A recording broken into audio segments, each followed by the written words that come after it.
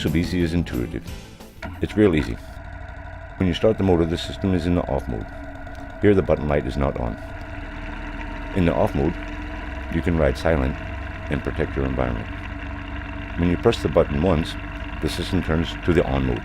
The light is now blue. In the on mode, you can really rock and ride. By pressing the button the second time, the system changes to the medium mode. The light is now green. And in the medium mode, you can take things a little bit easier.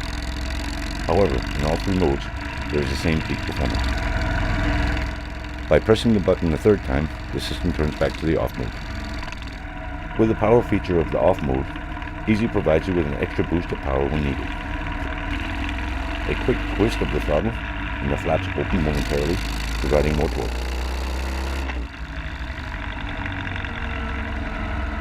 So, everything is easy.